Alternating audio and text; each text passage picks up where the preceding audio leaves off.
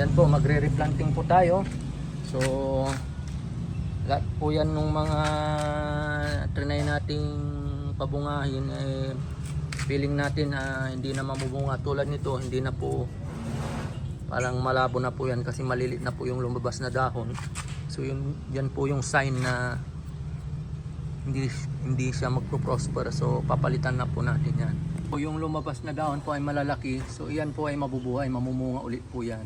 So ganyan po natin nakikita. Ito po, maliliit po ang lumabas na dahon. So ibig sabihin hindi na po siya magpo-prosper.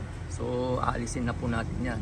Tulad nito, yun nga, sinabi ko malalaki po ang lumabas dyan. So mabubuhay po yan, mamumunga pa. Yan po yung ating difference. Yung mga old na talong natin na pwede pang mamunga, yung pag ang lumabas ay malalaking dahon. Maraming salamat po. Ayan yung mga panibago nating seedlings na itatanim. Ayan po. Ayan po. So magpapanibago po tayo ng seedlings. Oh, nahulog po. So ayan. Ayan po, dyan po. So panibago pong buhay, panibagong seedlings. Yan po. Maraming salamat po. Kababayan, magpapalit po tayo ng ating mga halamang talong. So ang style ko po, hindi ko na siya binubunot. So guguntingin ko na sa ibaba para hindi na technique ko lang po ito para mas madali, hindi na bubunutin. Yung ugat niyan magiging fertilizer na. Yan po. Ayan po, ganyan po. Ayan. So, ayan po, pinunat ko na po.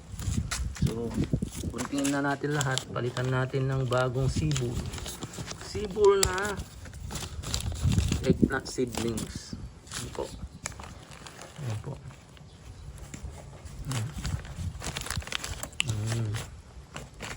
Ayan po, para mas mabilis. Ayan po. Salamat po. Okay, ayan po. Tanim ulit tayo. Pinalitan natin yung dati nating halaman. Dati nating eggplant. Ayan po. Ganyan, tanim tayo. So pag napansin nyo po, hindi ko na binunot yung dati. So yung ugat niyan magiging fertilizer na. Diskarte lang yan, kumbaga personal technique. Yan po. Tignan natin kasi napansin natin hindi na siya mabubuhay. Hindi na mabubuhay yung old tree na masyado nang matanda, kaya palitan natin ng panibago. Yan po. Yan. Yan. Yan. Dito sa baba.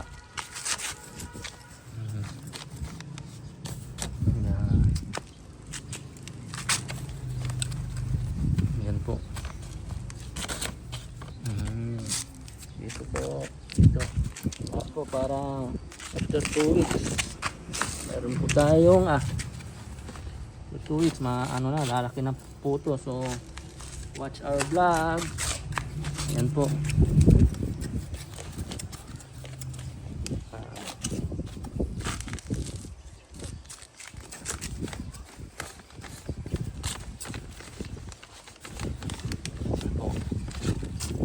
Salamat po. So ayan po, lagyan po natin ng lupa para maging pabigat po siya. Hindi siya matumba pag mahangin. At saka ano na rin yan, technique yan para maging malambot.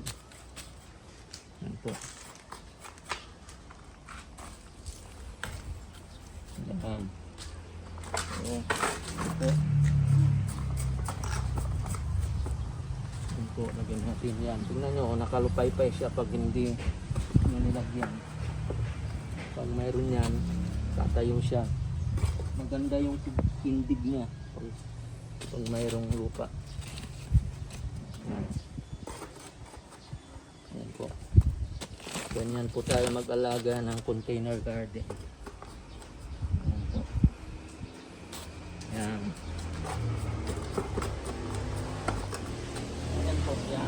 po. Ayan.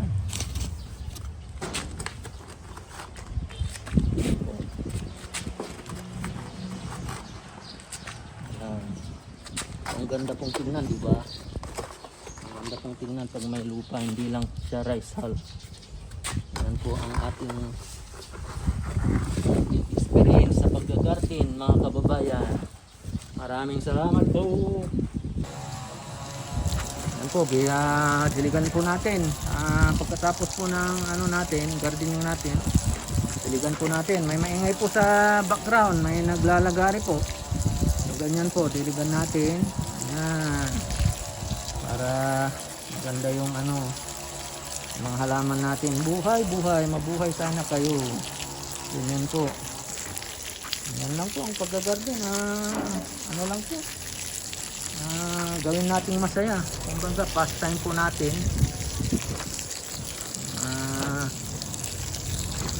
Parang ano lang natin to. Paligayahan po natin para ano. Minsan na po sa maingay dyan sa ano natin, background natin. Mayroon pong naglalagari ng kahoy sa ating kapitbahay. Kaya ganyan ang naririnig natin. So, ganyan po. Ayan. Ayan. So, diligan po natin lahat. Araw-araw pong diligan kung hanggat maaari. Kasi bago pong tanim. Araw-araw natin diligan. Ganyan po. Ayan po. Maraming salamat po. Maraming salamat po.